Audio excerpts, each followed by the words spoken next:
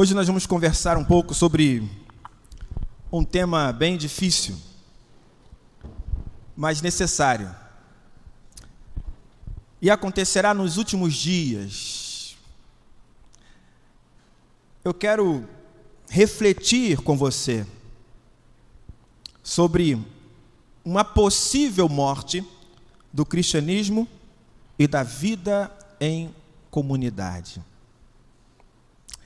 E eu quero resgatar, antes de tudo, um artigo da revista Ultimato que eu li em 2005 e que eu já trouxe ele para você algumas vezes, mas que não custa nada lembrar. Em julho de 2005, a revista Ultimato lançou como reportagem de capa: o que está acontecendo com a Igreja Gloriosa?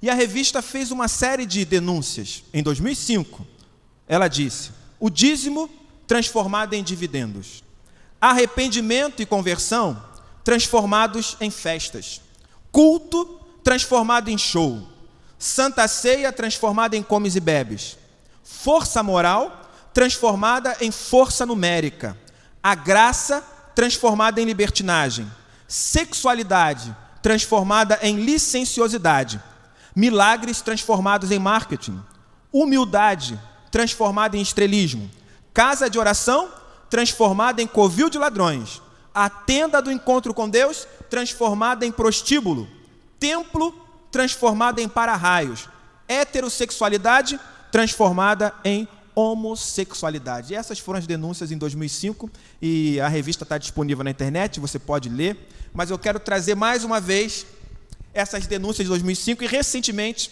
pregando aqui nesse púlpito, por causa da polarização política que nós vivemos, eu acrescentei mais algumas denúncias e reflexões. Eu disse: ministério pastoral convertido em benefício político, evangelização confundida com militância, poder de Deus ressignificado como poder político, a Bíblia transformada em arma, santidade confundida com discriminação e preconceito, a submissão transformada em misoginia, masculinidade transformada em machismo, unidade confundida com igualdade, a pregação transformada em discurso político, o gosto pessoal transformado em idolatria, a diversidade convertida em intolerância, homens comuns transformados em salvadores da pátria. E aí eu junto tudo isso, tanto que foi divulgado na Ultimato de 2005, tanto que eu trouxe para vocês aqui recentemente numa pregação, e eu me pergunto: como chegamos até aqui? Como chegamos até aqui? Como passamos de uma igreja fervorosa, missionária, inclusiva, uma igreja com firmeza doutrinária, apegada às Escrituras, apegada à vida devocional, uma igreja orante, dedicada ao próximo, alegre, esperançosa, que busca o poder do Espírito Santo, que testemunha dentro e fora da casa. Como chegamos até aqui para ser uma comunidade apática, em que as pessoas preferem estar em qualquer outro lugar, menos na igreja? Como chegamos até aqui? Como chegamos nesse nível de apatia? Como chegamos nessa estagnação? Eu não preciso nem dizer, né? O pessoal sabe que eu adoro falar dos anos 80, né? Fui forjado neles, sabe? Mas assim, será que os anos 60, 70 ou 80 foram melhores? Será que foram melhores? Sempre vai ter alguém saudosista. Sempre vai ter alguém cheio de nostalgia que vai defender o tempo da sua infância ou da sua juventude como sendo o melhor mundo, melhor do que o atual. Eu confesso que, às vezes, eu também sou saudosista. E eu realmente acredito que, em alguns aspectos, o mundo realmente piorou. Eu acredito, não é? Bom, hoje não mais. Hoje todos os assentos são preferenciais. Mas quando há uma lei que obriga no transporte coletivo ter um assento específico para idosos, gestantes, pessoas com algum tipo de comorbidade, significa dizer que a sociedade parou de dar o lugar. Porque eu venho do momento em que a minha mãe falava assim: se for uma mulher que estiver em pé do seu lado, levanta para ela sentar. A minha mãe me educou assim. Não importava a idade. Poderia ser uma menina, uma criança, mais nova que eu. Se fosse menina, eu levantava para sentar. Se fosse um idoso, o idoso, você parecia que já ficava no transporte coletivo vigiando para ver se o idoso ia entrar. Você sentou, mas você está ligado. Se entrar alguém pela porta, você já sabe. Tinha até briga para quem vai dar o lugar para o idoso. Hoje em dia, o que o pessoal faz? Idoso.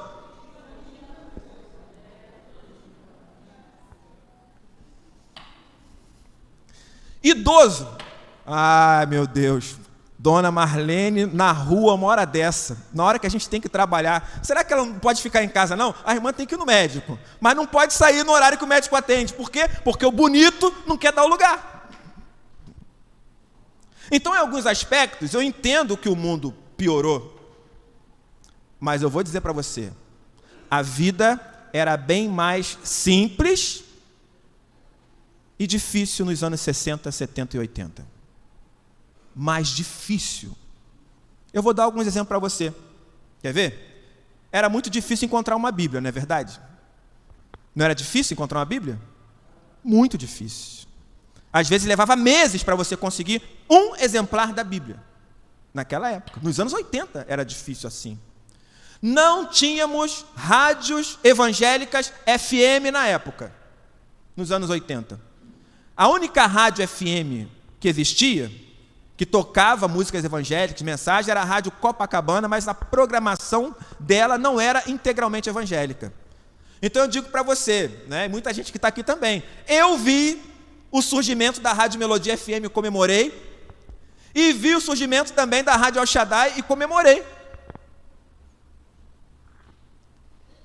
Os programas de TV eram caros e escassos, às vezes importados.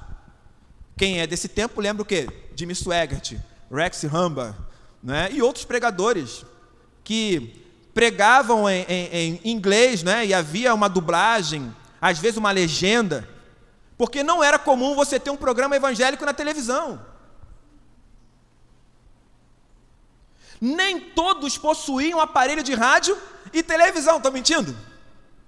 Nem todos possuíam. E quando tinham, a captação do sinal era muito difícil, certo? O que a gente fazia com o bombril? Botava na antena, era o desespero, né? Aliás, a gente botava o bombril na antena, pilha na geladeira, essas coisas assim, né? Pior que funcionava. Hein? Totalmente científico esse negócio. O material de evangelização era muito difícil de se conseguir. Não era? Tinha que encomendar. E olha que teve um momento que a gente nem gostava muito do material que vinha, né? Mas era aquele que tinha. Então você ia distribuir.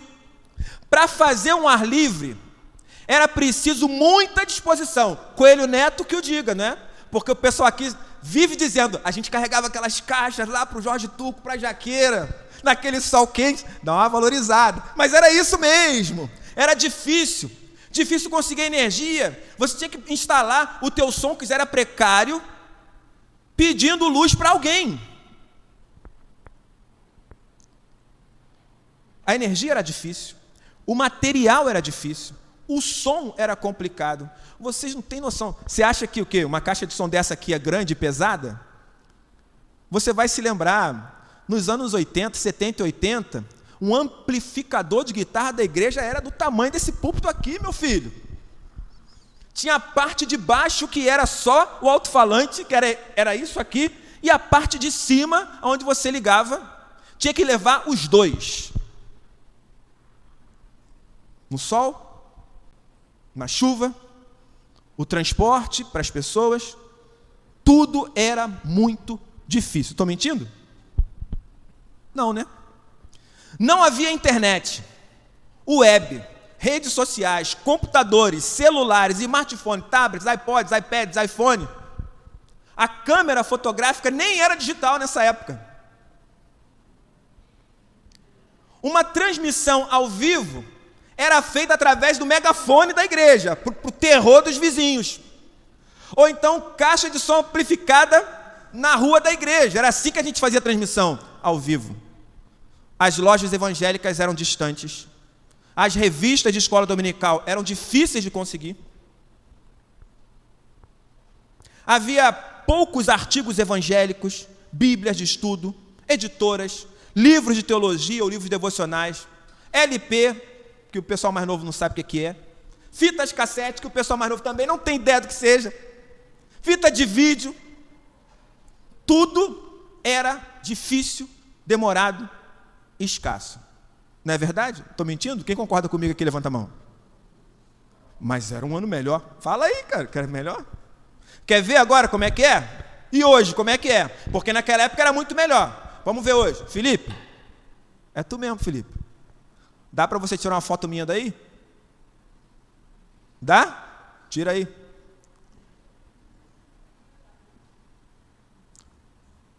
Legal.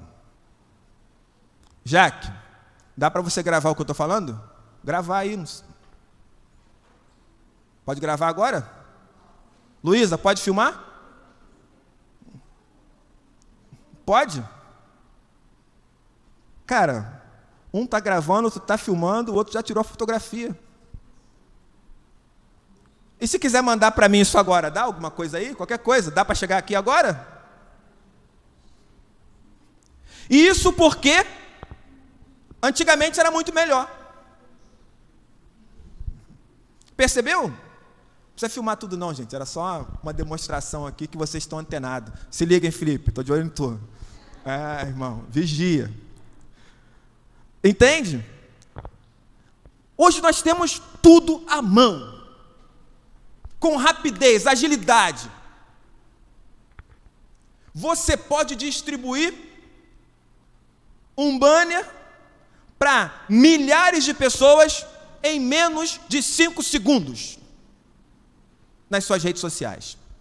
E eu tinha que esperar 2 meses, 3 meses para ter um folheto na mão, e era pobre, comprava só 100, e ainda para distribuir demorava um tempão, porque era de mão em mão. Isso porque naquele tempo era tudo muito melhor.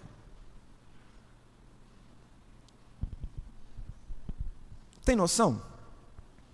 Eu estou dizendo para você que era muito mais difícil cumprir a nossa tarefa de ser crente naquela época do que é hoje. Muito mais difícil. Exigia muito mais esforço.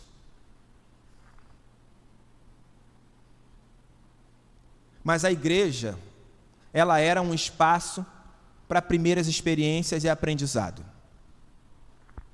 Quantas pessoas não aprenderam a ler na igreja? Quantas pessoas não aprenderam uma profissão na igreja?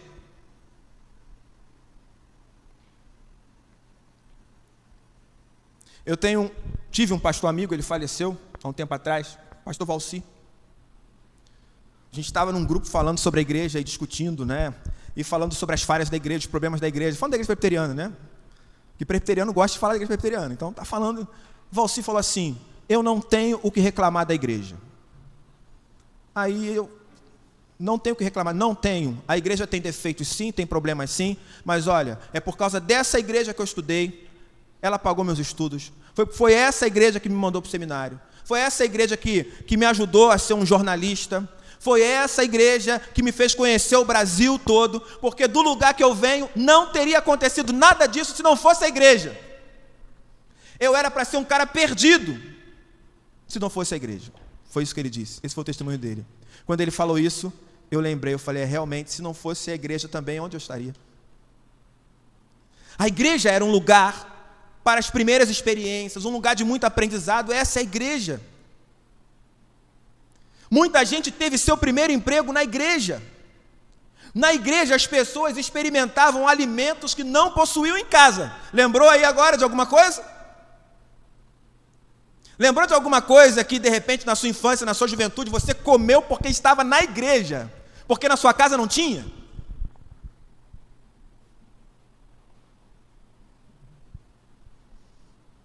Pois é. Na minha casa não tinha pão com patê de sardinha. Comi na igreja. Entende? E olha que eu não era considerado das crianças mais pobres, não, né? Meu pai era soldado, reformado, fuzileiro naval, na época da ditadura. Podia não ter muito dinheiro, mas prestígio tinha, né? Agora eu conheci muita gente, criança como eu, que ia para a igreja e o alimento era aquele que a igreja dava.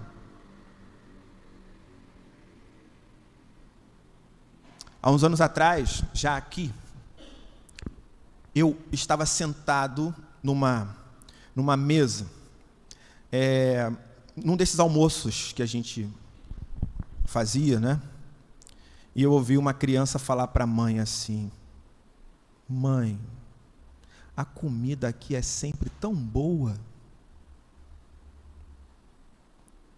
Aquilo partiu meu coração.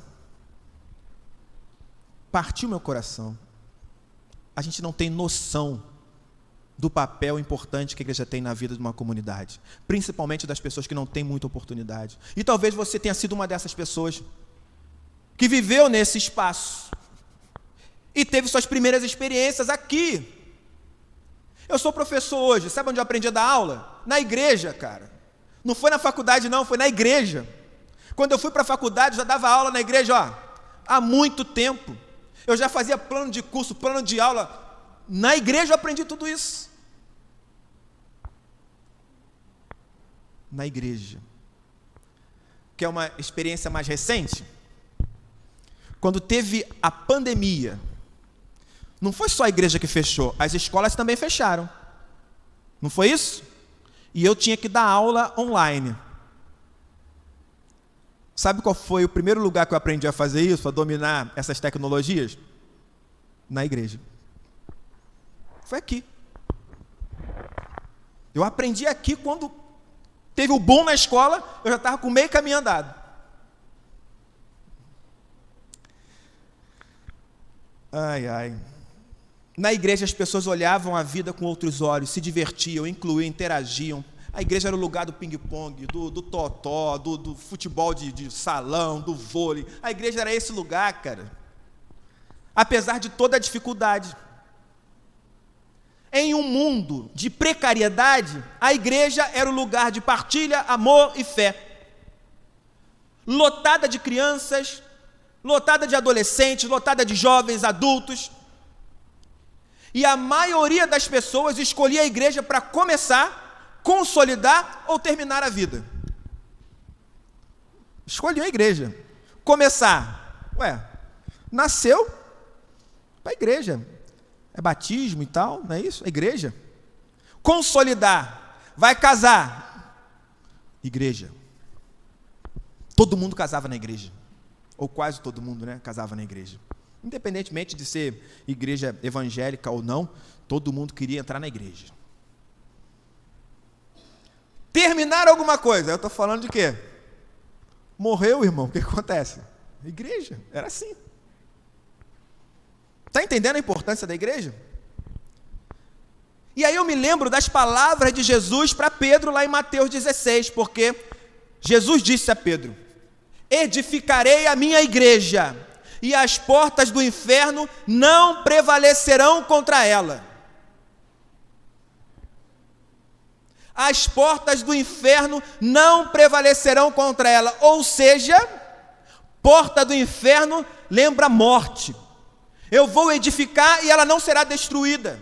Eu vou edificar e ela não vai ser derrubada. Eu vou edificar e ela não vai morrer.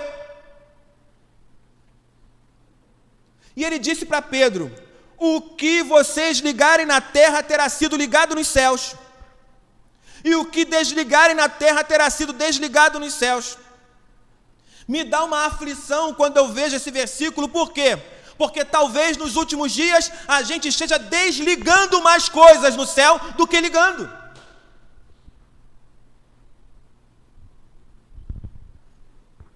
Então eu pergunto, o que está acontecendo com a igreja gloriosa, militante, triunfante hoje? Será que as portas do inferno prevaleceram? O cristianismo, enquanto prática comunitária, será que ele morreu? A congregação perdeu o seu valor? Em vez de ser a ligação entre os céus e a terra, será que nos tornamos um ponto de ruptura e distanciamento entre os céus e a terra, entre as pessoas e Deus?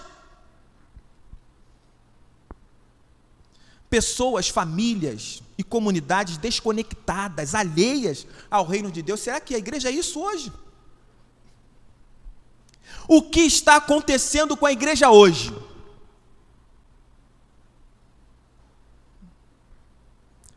Crentes que acreditam apenas em si mesmos ou no que os olhos podem ver?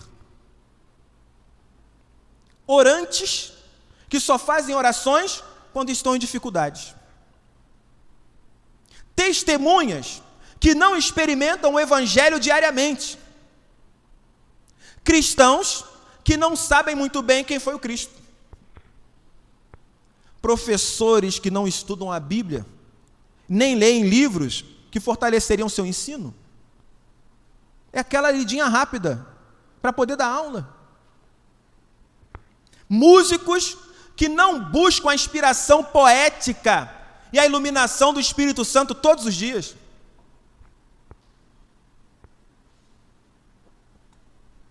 Isso dá trabalho.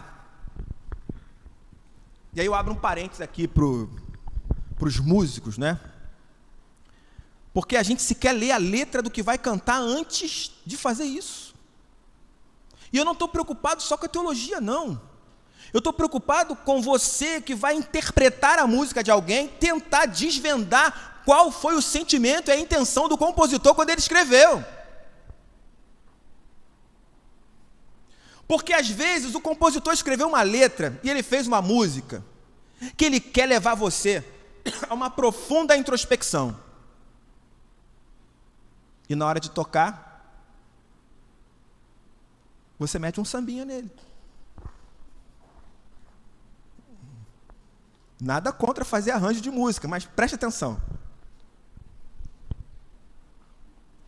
Imagina você tendo uma música, sei lá, se paz a mais doce me deres gozar, se dor a mais forte sofrer, não é isso? Se paz a mais dor me deres. Acabou com a música. O compositor não queria passar esse sentimento, ele está triste, cara. Ele está triste, mas ele está dizendo, apesar da minha tristeza, eu sou feliz com Jesus. E a gente não mete a tristeza na música. Às vezes é uma oração, e a gente vai cantar para o irmão. Ser músico dá trabalho, gente, muito trabalho. Discípulos que não são discipulados. Comissionados que não fazem discípulos. Quantos discípulos você já fez nos seus 20 anos de igreja? Fala para mim. Quem você poderia dizer assim, fulano é meu discípulo? Tem alguma coisa errada, irmão. Irmão, tem alguma coisa errada. Você não lembra de ninguém? Absolutamente ninguém.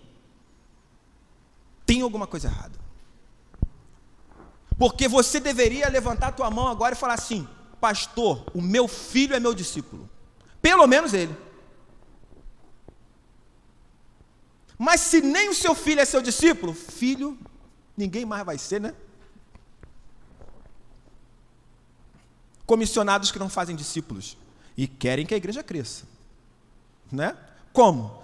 Vem um discipulador da igreja tal, que vai discipular a pessoa e botar ela aqui. Crentes que se apossaram do dia do Senhor e se tornaram mensalistas. Sabe o que é um crente mensalista? Alguém sabe o que é um mensalista? Não é que paga mensalidade, não. Aliás, às vezes ele até paga mensalidade, né? É o crente que vem aqui uma vez por mês. Ele vem no primeiro domingo, ele vê o pastor, ouve a pregação, entrega o dízimo, toma a ceia, Simeia, até o próximo mês.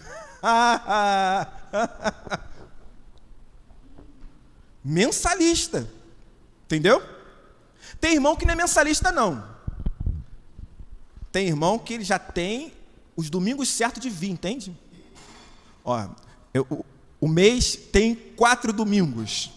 Eu vou no primeiro, vou faltar o segundo, vou no terceiro e falta o quarto. Então, tem irmão que a gente só encontra aqui no domingo dele, entendeu? No domingo dele. A gente está otimizando tudo. Será que funciona mesmo esse negócio? Gente que quer aprender, sem sentar para ouvir, para discutir. Estou no seminário dando aula de prática da pregação, e no seminário a gente aprende assim, tem que pregar em 21 minutos. Eu digo para meus alunos, é verdade, é isso que vocês estão aprendendo, e vocês sabem que tem que aprender a pregar assim. Mas depois que tiver com a carteira preta na mão, irmão, não se preocupe tanto com esse tempo. Aí eu falo assim, olha, eu prego 1 hora. Que isso, pastor? Eu prego 1 hora. Prego ou não prego 1 hora aqui? Para aí, levanta a mão. É ou não é? Ainda não chegou não, tá? Prego 1 hora. Entendeu? E eu vou te contar um segredo. E eu disse isso para eles. Sem arrependimento.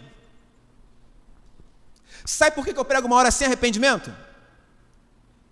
Porque é muita cara de pau sua só aparecer na igreja no domingo para participar de um culto de 2 horas e querer que eu pregue 15 minutos, não é verdade?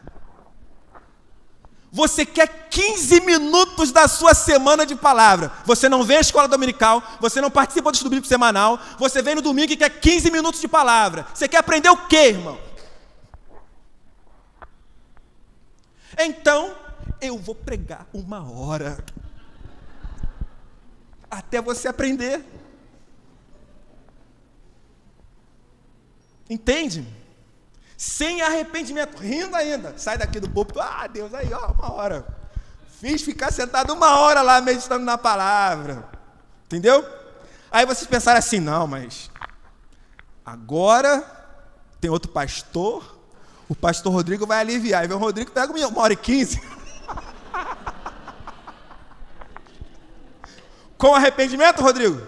Sem arrependimento. Sem arrependimento. Porque nos anos 80 era tudo muito mais difícil. Mas, cara, a gente frequentava tudo. E ainda marcava gabinete para tirar dúvida. Não é não? Discordava do pastor, ia lá debater com ele, ia para casa, estudava os textos, anotava os textos para poder desfazer a pregação do pastor. Marcava o gabinete, ia lá e falava, ei, pastor, me explica esse negócio aqui. O pastor explicava e falava, mas esse texto aqui? O pastor, mas e esse aqui? Mas e esse aqui?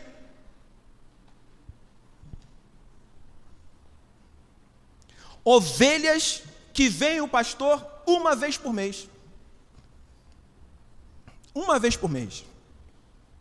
Tem irmão que ainda tem um probleminha, né? O irmão fala assim, vem na igreja primeiro domingo, segundo, terceiro, quarto, aí ele fala assim, vou parar de ir.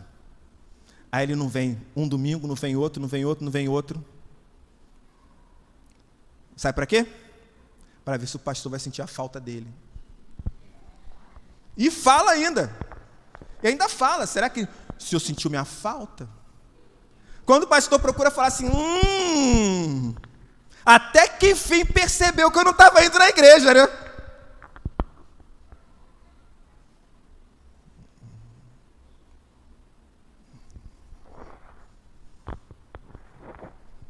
Adoradores que otimizam o culto, a liturgia, os deveres eclesiásticos, servos que querem ser servidos, homens e mulheres que querem ser cheios do poder sem orar. Você quer ser cheio do poder, mas sem orar, sem meditar, sem contemplar, sem buscar o Espírito Santo. Você quer ser cheio do poder de Deus. Pais que não oram com seus filhos, que sequer os trazem à igreja e ainda esperam que eles sejam exemplos de fé em Jesus. Como é que pode um pai querer que o seu filho seja um exemplo de fé, se ele sequer o traz à igreja? Sabe, essa é uma coisa que me preocupa profundamente. Profundamente. Eu sou professor, gente. Eu lido com adolescentes. E eu sei como é difícil ser um adolescente nesse mundo. Com Jesus. Porque a minha escola está cheia de gente assim. Imagina sem ele. Você que não traz o seu filho para a igreja, que não tem esse compromisso, eu vou dizer para você uma coisa, isso é profético mesmo, você vai se arrepender lá na frente. Você vai pagar o preço. Porque se ele não está aprendendo esses valores aqui, outros valores estão sendo ensinados. E um dia ele vai escolher. E quando ele escolher, você que vai ter que se virar. Mas tem sempre aquele recurso, né? A minha igreja não tinha um trabalho específico para ele. Porque tudo tem que estar centrado em nós. Eu já vi gente chegar para mim e falar assim: pastor, eu tenho que ir embora porque o meu filho precisa de um trabalho específico para ele. Eu falei: eu sei.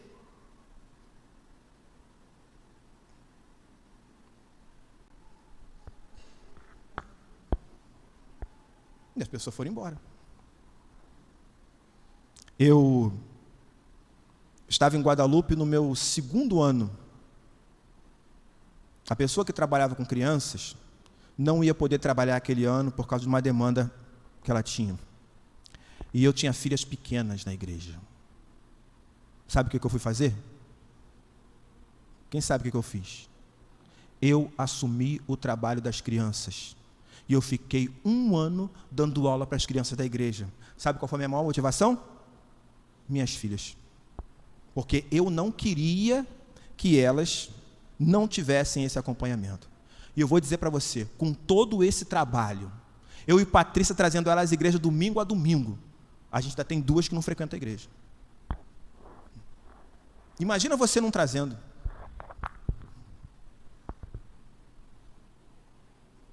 É para você pensar.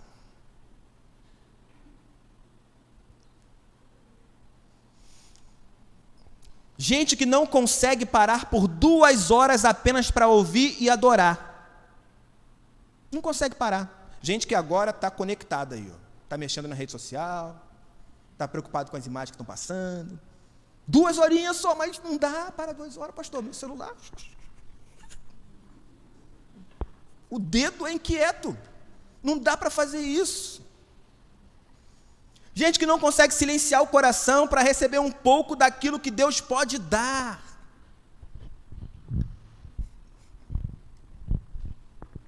Pastor, o senhor também não fica mexendo no celular na hora do culto? Fico. Fazendo o quê? O que você acha? Irmão, estou vendo a Bíblia. Vigia. Está pensando o quê? Que eu estou na rede social passando dedo? É a Bíblia, está aqui, ó. Está aqui. Tem uma prova que é a Bíblia. Deu um chabu ali na transmissão, por culpa minha, porque o meu celular deu defeito, eu troquei de celular e troquei as senhas todas, esqueci de avisar. O Rodrigo está tentando falar comigo há um tempão, veio até aqui, pegou o telefone, me mostrou. Mais um. Vigia, tô. Tiago, não estou de bobeira não, cara. Ele ficou ali assim, mandando eu olhar o celular. Cara, e a gente está sentado, às vezes não consegue ficar 5 minutos sem mexer nessa desgrama, sem olhar nas redes sociais. A gente está cultuando a Deus, você está assistindo TikTok. Pelo amor de Deus. Eu dou exemplo de TikTok, mas eu nem sei bem o que é, tá? Eu acho que é um negócio aí que o pessoal que não é bem da cabeça, fica na rua fazendo um gestinho. Eu não escuto música nenhuma, mas eu vejo o pessoal dançando na rua, né? Sem música, deve ser alguma coisa assim.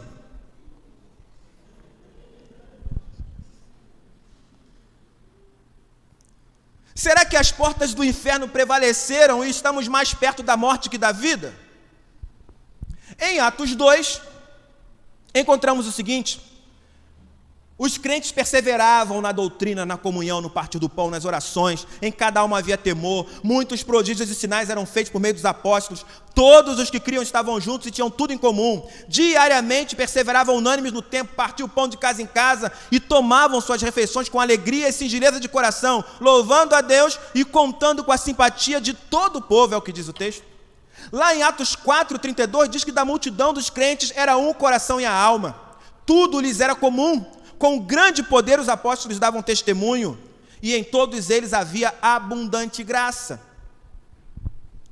Então entenda, Jesus disse que nós receberíamos poder ao descer sobre nós o Espírito Santo. Ele não disse isso?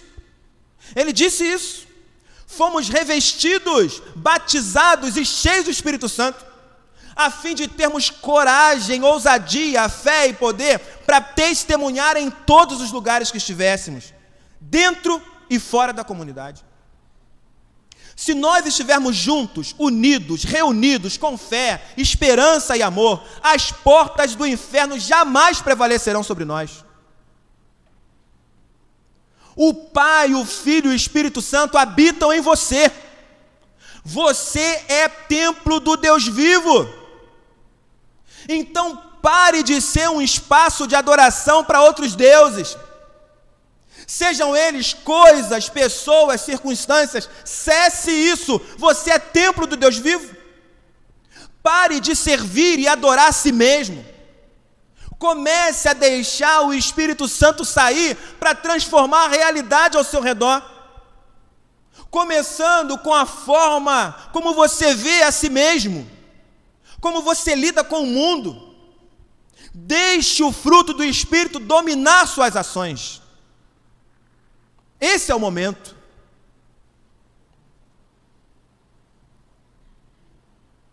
E aí eu quero ler um texto com você, lá em Atos 2, a partir do versículo 14. Esse texto vai ser projetado, eu quero que você preste atenção nele. Atos 2. A partir do verso 14, diz assim: Pedro se levantou junto com os 11 e, erguendo a voz, dirigiu-se à multidão nestes termos: Homens da Judéia e todos vocês que moram em Jerusalém, tomem conhecimento disto e prestem atenção no que vou dizer. Estes homens não estão embriagados, como vocês estão pensando, porque são apenas 9 horas da manhã. Mas o que está acontecendo é o que foi dito por meio do profeta Joel. E acontecerá nos últimos dias, diz Deus, que derramarei o meu espírito sobre toda a humanidade. Os filhos e as filhas de vocês profetizarão, os seus jovens terão visões e os seus velhos sonharão. Até sobre os meus servos e sobre minhas servas derramarei o meu espírito naqueles dias e profetizarão. Mostrarei prodígios em cima no céu e sinais embaixo na terra, sangue, fogo e nuvens de fumaça. O sol se transformará em trevas e a lua em sangue antes que venha o grande e glorioso dia do Senhor. E acontecerá que todo aquele que invocar o nome do Senhor será salvo.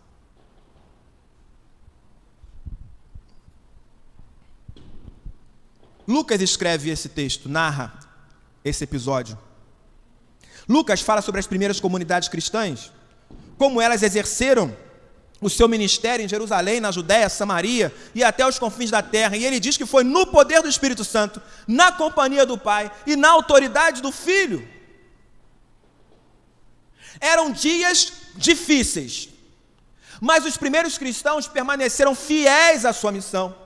Lá em 2 Coríntios 6, de 5 a 10, nós encontramos que eles permaneceram fiéis na muita paciência, nas aflições, nas privações, nas angústias, nos açoites, nas prisões, nos tumultos, nos trabalhos, nas vigílias, nos jejuns, na pureza, no saber, na paciência, na bondade, no Espírito Santo, no amor não fingido, na palavra da verdade, no poder de Deus, pelas armas da justiça, tanto para atacar como para defender, por honra e por desonra, por infâmia e por boa fama, como enganadores e sendo verdadeiros, como desconhecidos, mas sendo bem conhecidos, como se estivessem morrendo, mas eis que viviam, como castigados, porém não mortos, como entristecidos, mas sempre alegres, como pobres, mas enriquecendo a muitos, como nada tendo, mas possuindo tudo. 2 Coríntios 6, do versículo 5 ao versículo 10. Então Atos 2 se trata desse texto que descreve o momento em que os apóstolos foram batizados com o Espírito Santo. Assim como Jesus havia prometido. A descida do Espírito Santo foi tão intensa e tão dramática que a cidade foi impactada e correu para tentar desvendar o que estava acontecendo. E é exatamente nesse momento que Pedro, cheio do Espírito Santo, levanta a sua voz e faz o seu discurso.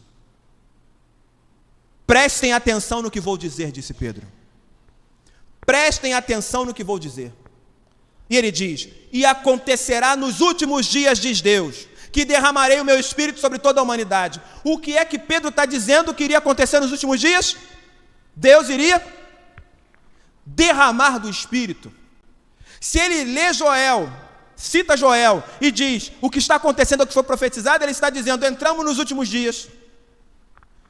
Entramos no momento onde o Espírito será derramado sobre toda a humanidade, sobre toda a carne.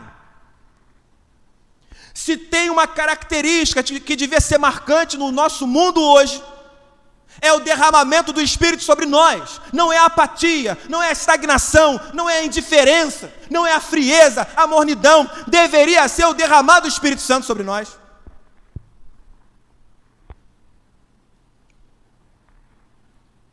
Olha o que Pedro diz: os filhos e as filhas de vocês vão profetizar.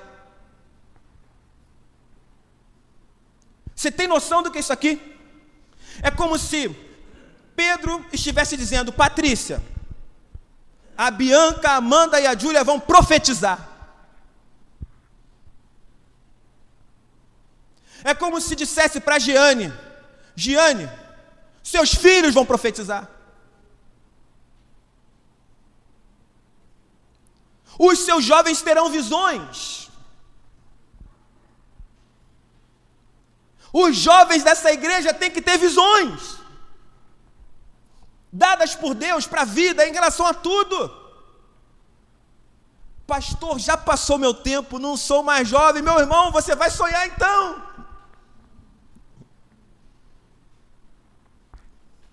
Lembra do que os anciãos de Israel disseram no Salmo 26? Quando o Senhor restaurar nossa sorte, ficamos como quem sonha. Ainda não acabou. Não é porque você é idoso que acabou. O Espírito continua sendo derramado, enchendo você, apesar da sua idade. Pedro diz: presta atenção no que vou dizer. Até sobre os meus servos e sobre minhas servas derramarei o meu Espírito naqueles dias e profetizarão. Vai todo mundo profetizar, vai todo mundo anunciar a palavra de Deus, vai todo mundo falar salmos e cânticos espirituais, vai todo mundo ser edificado nos últimos dias. Esse é o projeto de Deus para a igreja. Não é apatia, não é a estagnação, não é a covardia, porque não foi esse o Espírito que Deus nos deu. Deus nos deu Espírito de amor, poder e moderação. Esse Espírito é que foi derramado em nós. E diz o texto ainda, presta atenção no que vou dizer: e acontecerá que todo aquele que invocar o nome do Senhor será salvo. Vai ter gente se convertendo, vai ter gente invocando. Esse é o projeto de Deus para os últimos dias. Nós deveríamos experimentar tudo isso, mas estamos tão apáticos em relação ao Evangelho e ao avanço do reino de Deus no mundo. Nos tornamos tão individualistas, consumistas e materialistas, que a experiência com o Espírito Santo se tornou frustrante, decepcionante ou inexistente.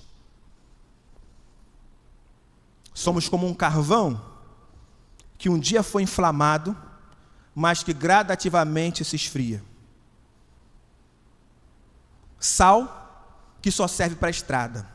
Luz colocada debaixo da mesa. Não causamos sede em ninguém. Não iluminamos as trevas. Não motivamos ninguém a invocar o nome do Senhor, querendo ser salvo.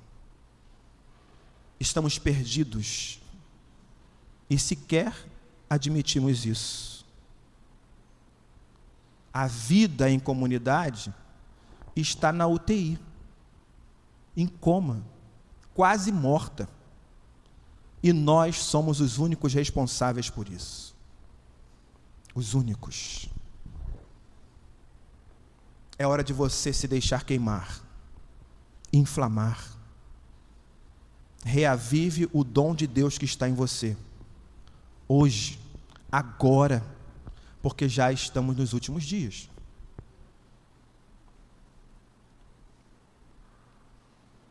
Essa é a primeira característica da igreja nos últimos dias. Gente sendo batizada com o Espírito Santo, se convertendo, exercitando os dons espirituais, pregando, ensinando, curando, expulsando os demônios, vendo gente sendo salva através de uma ação comunitária, de uma ação coletiva. Mas por que isso é tão difícil? Por que é tão difícil? Eu vou ler com você mais um texto. 2 Timóteo 3, de 1 a 5. 2 Timóteo 3, de 1 a 5. O texto está sendo projetado ali para você acompanhar também. Mas você precisa saber disto. Nos últimos dias sobrevirão tempos difíceis. Pois os seres humanos serão egoístas, avarentos, orgulhosos, arrogantes, blasfemadores, desobedientes aos pais, ingratos, ímpios, sem afeição natural, implacáveis, caluniadores, sem domínio de si, cruéis, inimigos do bem, traidores, atrevidos, convencidos, mais amigos dos prazeres do que amigos de Deus, e tendo forma de piedade, mas negando o poder dela. Fique bem longe destes, disse Paulo a Timóteo. Então vamos lá.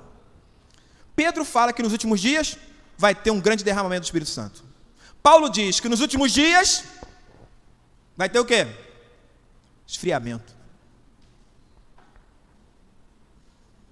As duas coisas acontecendo nos últimos dias.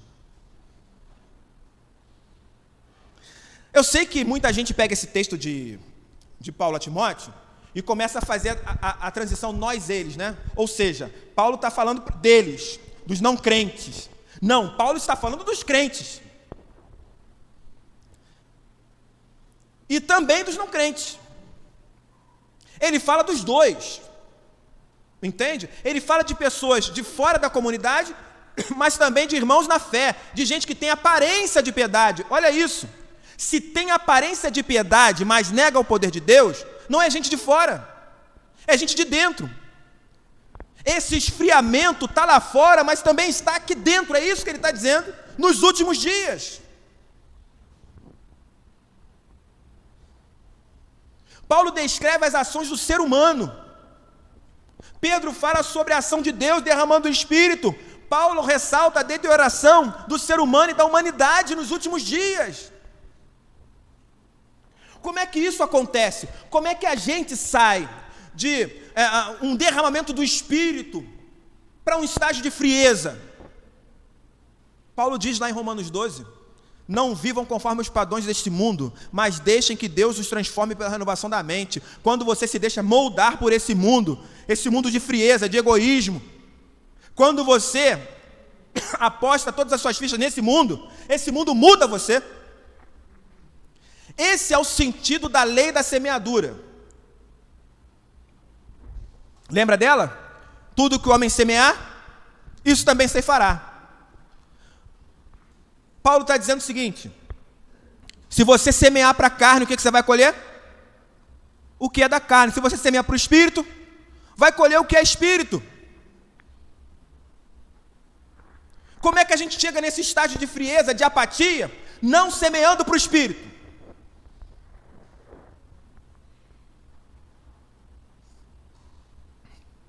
Nós não sabemos ainda se é a sociedade que forja o ser humano, ou se é esse ser humano que influencia a sociedade, ou se é ambas as circunstâncias, mas o fato é que os crentes de hoje são passivos demais.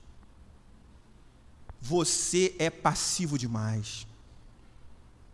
O cristianismo tornou-se apenas uma proposta moralista, que tem pouca relevância transformadora. Eu posso te provar isso.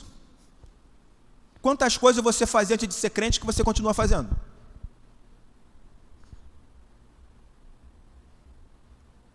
Ué, mas tudo não se fez novo?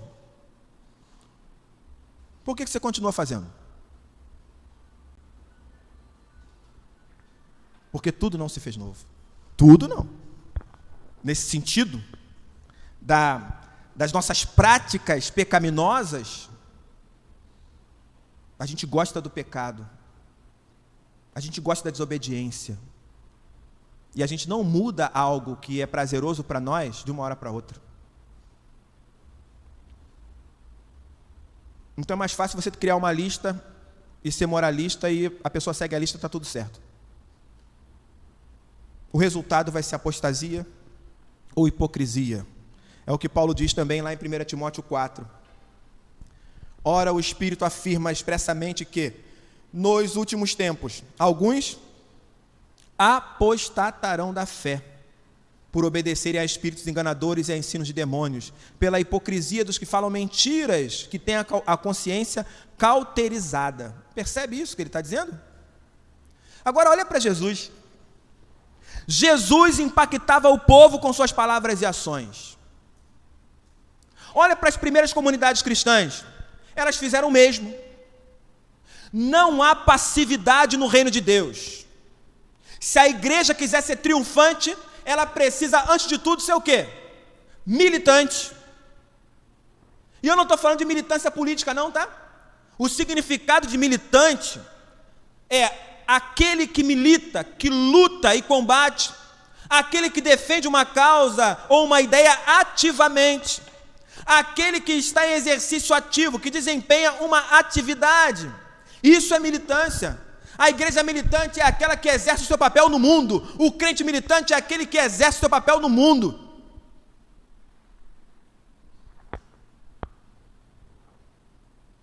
E aí eu te dei 2 referências dos últimos dias. 2. Eu te pergunto, em que lugar você está?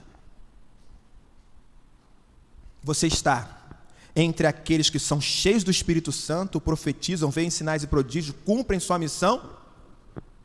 Ou você está entre os individualistas, consumistas, egoístas, desobedientes, mais amantes dos prazeres que de Deus, negacionistas, superficiais, mornos, hipócritas, quase apóstatas?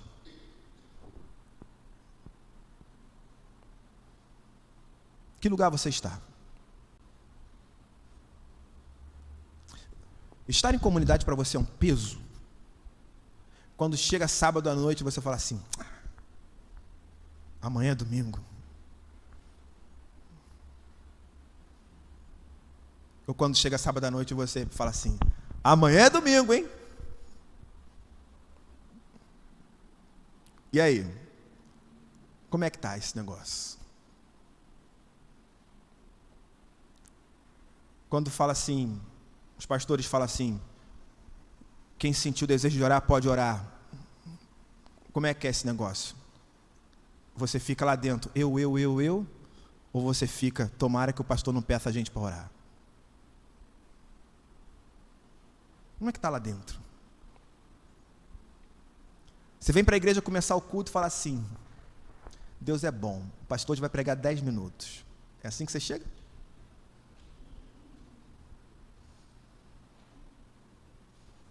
Tomara que a equipe cante uma música só, que aí o culto acaba mais cedo.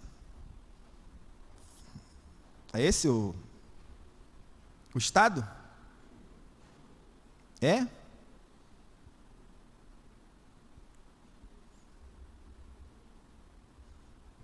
Você consegue perceber algumas coisas aqui na igreja? No culto? Consegue perceber? Você tem noção, por exemplo, de como é difícil para a irmã Marilene vir ao culto? Marilene. Você tem noção de como é difícil para a irmã Marilene vir ao culto? Tem noção? Cadê a irmã Marilene? Não aponta não, irmã, deixa o pessoal apontar, vigia. Cadê a irmã Marilene? Está ali. Se ela pudesse vir mais, eu tenho certeza que ela viria muito mais. Você tem noção de como é difícil para ela vir? Você acha que para ela, quando alguém fala assim, amanhã é domingo, ela fala, amanhã é domingo? Você tem noção do que é para a irmã Eureni sair da casa dela todo domingo de manhã para ver a escola dominical? Porque ela não mora aqui. Você tem noção? E é idosa, hein? Tem noção do que é? Deixa eu ver se ela tá ali. Deixa eu ver. Tá ali, ó. A irmã Terezinha vir para cá, para Coelho Neto, final de semana. Você tem noção do que é isso? Irmã, fala aí o bairro que a irmã mora. Mudou para cá de volta, não, né? Hã? Ouviram onde é que ela mora? Miguel Couto. E vou te dizer, o negócio tem que estar brabo mesmo para ela não vir. Miguel Couto, cara, você não tem vergonha não, você mora do lado da igreja, filho. Miguel Couto veio para a escola dominical, ficou por aqui e veio para a noite. Você acha que para ela, quando alguém fala assim, amanhã é domingo, ela fala, amanhã é domingo. É isso? E ela já veio sabendo que eu ia pregar 1 hora. Entendeu? Ainda não passei não, tá, gente? Estou olhando ali. Estou quase passando. Tem noção, gente? De que lado você está? Cara, você precisa experimentar Deus na sua vida. Experimentar Deus de verdade. Entende? Eu já vi muita coisa aqui. Eu já vi a tia Júnia vir com a tala no pé para a igreja. Um pé dolorido demais, mas na igreja, cara. Entende? Tem gente aqui que vem a pé, de lugar mais distante, para a igreja. O que tem nesse negócio de igreja que o pessoal faz isso?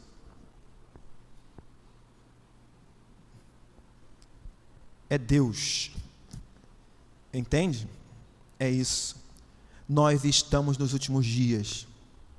Mas será que você está contribuindo para a morte do cristianismo e da vida em comunidade? Será que é isso? Se você chegar a essa conclusão, não, pastor, olha, eu estou vacilando mesmo. Não busco a Deus, sabe? Não faço nada disso. Eu não moro em Miguel Couto. Eu não tenho que andar lá com apoio. Ou nosso irmão Rildo ali que está recém-operado, ainda fazendo reabilitação. Ou a Vanessa que vem lá de Bangu, Realengo, né, Vanessa? Vem lá do outro lado. Não estou nesse nível, mas quero estar. Eu quero ter esse apego. Cara, arrependa-se, converta-se, invoque o nome do Senhor, e é isso que a Bíblia diz. As coisas vão começar a acontecer. Por quê? Porque Jesus disse que nós receberíamos poder ao descer sobre nós o Espírito Santo.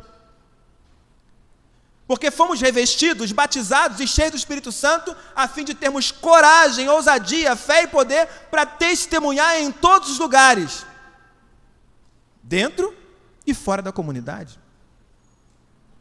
Se estivermos juntos, unidos e reunidos, com fé, esperança e amor, as portas do inferno jamais prevalecerão sobre nós.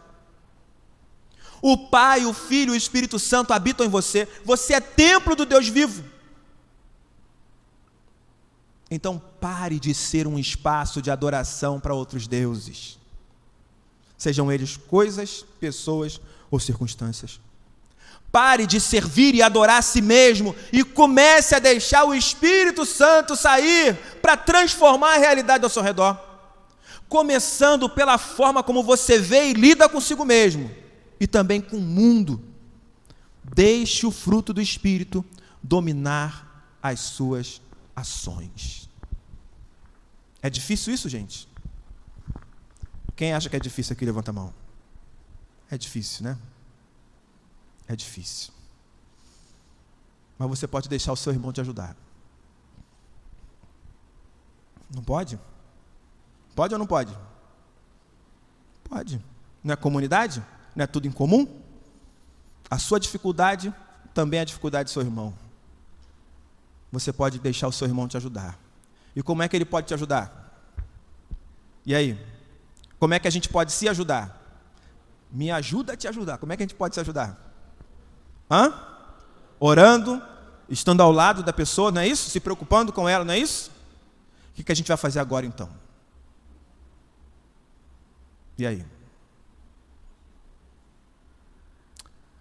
Você crê que você pode orar para que o seu irmão seja cheio, inflamado pelo Espírito Santo de Deus? Quem crê nisso aqui? Amém.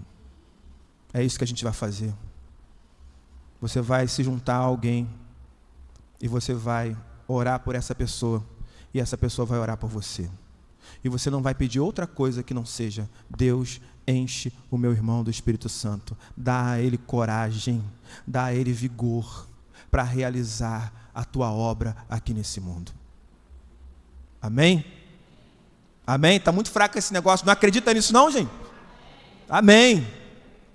Então faça isso, sai do seu lugar, procure alguém. Eu vou dar um tempo a você. Preste atenção no que eu vou dizer para você, preste atenção aqui. Preste atenção. Vamos fazer diferente, ok? Vamos fazer diferente. A primeira coisa que eu quero que você faça agora, eu quero que você feche os seus olhos e você peça a Deus que mostre alguém que você deva orar por essa pessoa. Tá bom? Primeira coisa, faça isso. Peça a Deus que te mostre alguém.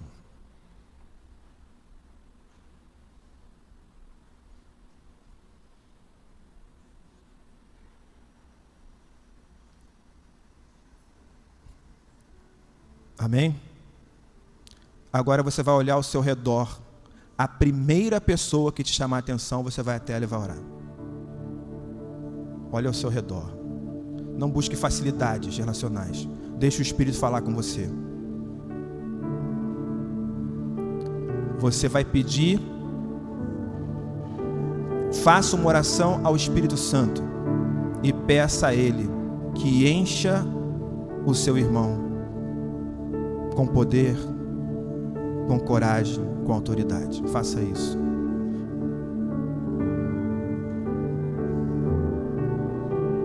Saia do seu lugar e faça isso.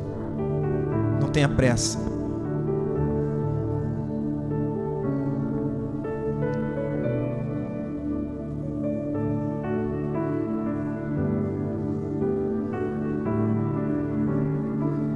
Vem, Espírito Santo, e sopra sobre o seu povo, renovando os corações com coragem e poder. Dá ousadia ao teu povo, Espírito Santo.